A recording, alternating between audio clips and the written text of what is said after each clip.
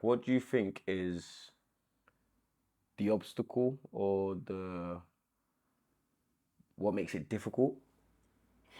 And who's it more difficult for? Is it from a male perspective? Is it more from a female perspective, or is it just general in terms of that communication in relationships? Because one would argue that that usually is the breakdown of most relationships, situationships, you know, baby mother, baby father situations. So, from what I understand with communication, and this is not even about relationship, this is about people generally, is we don't go by the definition of the thing. We go by our interpretation of the definition of the thing, which is that the word has a definition. But what we tend to do is we interpret that definition and explain that to other people and expect them to get our interpretation of that definition and not the actual definition, which then causes a communication problem. So if I say you're being abrasive or one fancy word like this that they use, your interpretation of that word could be different from your partner's interpretation of that word. You might see that as you just explaining something simply based on you're being abrasive. She might look at it as you're being offensive because that word is being used to her as an offensive way. But the reality is the definition of that word might be completely different from, in actual fact, what you've interpreted and what you've interpreted, in which case there's a communication problem. So sometimes when we're talking, like when I'm talking now, and I ask, when people use certain words, I have to always ask, what does that word mean?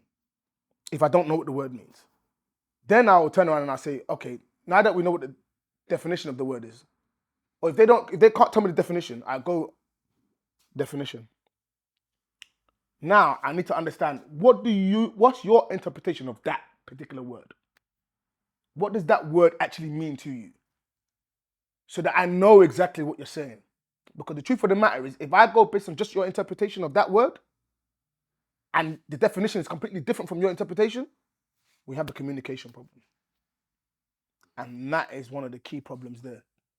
And we don't like to accept that that is a factor because we think we know it all. And in actual fact, we don't know it all. To be honest with you, majority of the words that we use as people, if we actually went for the definition of the word, you couldn't word for word say the definition. But wouldn't you say that? And I think that's more. Yeah, wouldn't you say that definition is quantified by experience? So, for example, every single word that you learn is text, right? It's English, right? It's just part of English language or literature, whatever you want to call it.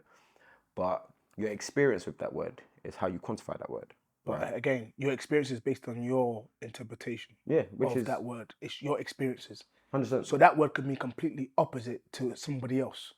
When you now use that word to converse with somebody else and they have a different experience to that word, we have a communication problem. I'll give you an example. Communication problem with not relationships, but ends. You good, fam? Yeah, I'm cool. That you good, fam is very simple. Are you good? To somebody else, the interpretation of you good, fam is you're mugging me off.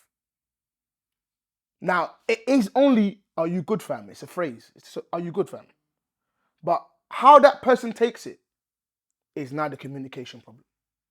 The truth of the matter is, if I ask you, are you good? You just say you're good. I'm cool. But then others will take it as, you're trying to boy me off. What's good? What do you mean what's good? I'm good. What do you mean am I good? What's good?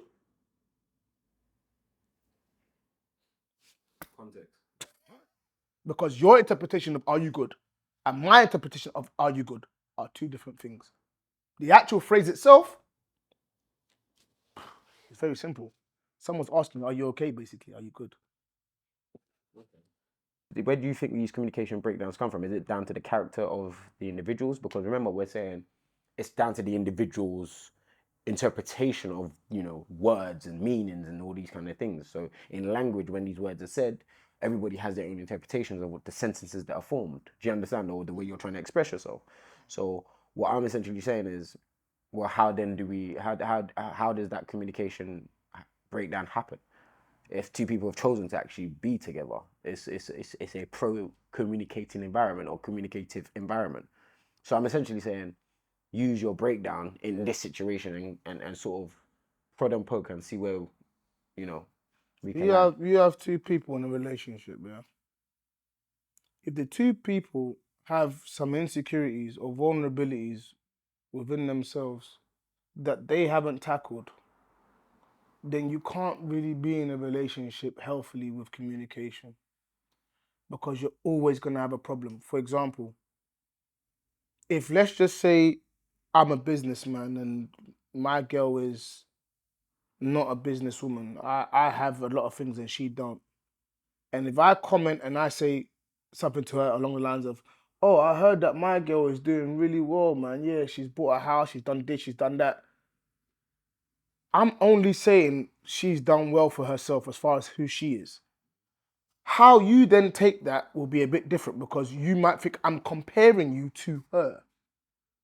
And that's not because I'm comparing, that's because you yourself have an insecurity you ain't looked at. And what you're doing now is you're going to make me feel like what I'm saying is bad, when the truth of the matter is what I'm saying is not bad. You have an insecurity that you need to tackle in order for you to understand that I'm only saying kudos to her. I'm not comparing you to her.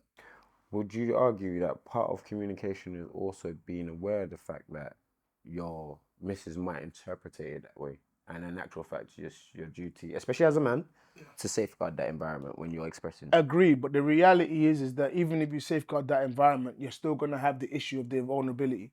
Of course, And but you're then the going to have the communication. issue of the insecurity. And that, in actual fact, is going to bring out toxic traits that are a bit nasty, not positive. Because the truth of the matter is what happens is anytime I try to communicate with you now and talk to you, you're going to be very defensive because you're going to think I'm attacking you.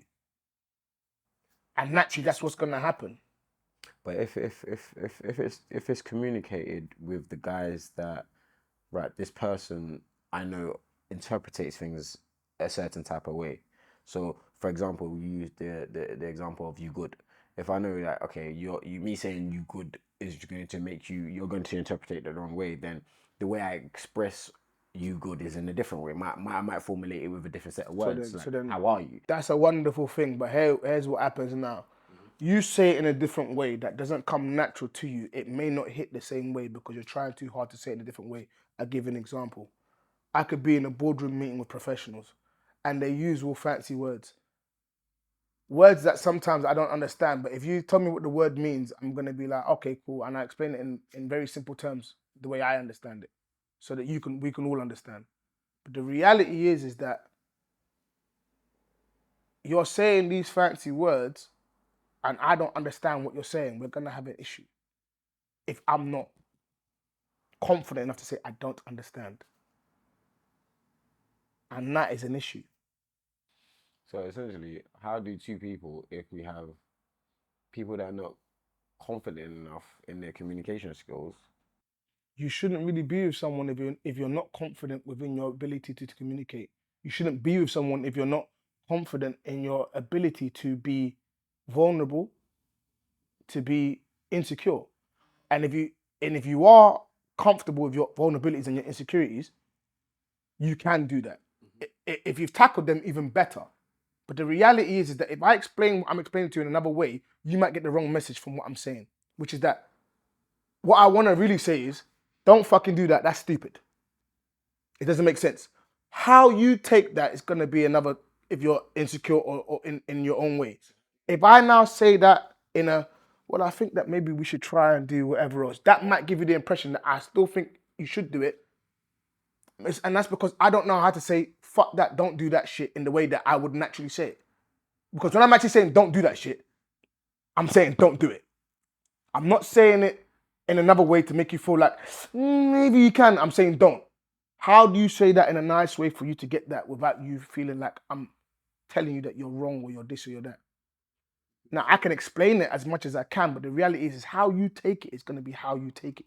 Me and you had an incident the other day where we're talking about the situation to do with the guy and the snitching and whatever else. and we was in the car, me, you, AY, whatever else I'm doing. I can't tell you how to take what I'm saying. I've now said, boy, you're just chatting shit. You've now come with, no, you're chatting shit. But you see, when I said, oh, you're just chatting shit, I didn't actually mean it in the way that you might have thought I meant it. But your hairs on your back have gone up. I can't stop you from reacting that way. And that doesn't mean you have an insecurity. It's your reaction to what I'm saying. Because the reality is you're talking shit can mean, oh, you're just talking shit. Or it can mean, bruv, you're talking shit. How you take it, again, how do you, and that's me naturally speaking. So what then happens is if you can't naturally speak to somebody, you're walking on eggshells with that person because you're constantly worried about what you're saying. And if you're constantly worried about what you're saying, some of the words that you're going to say are going to conflict with your actions.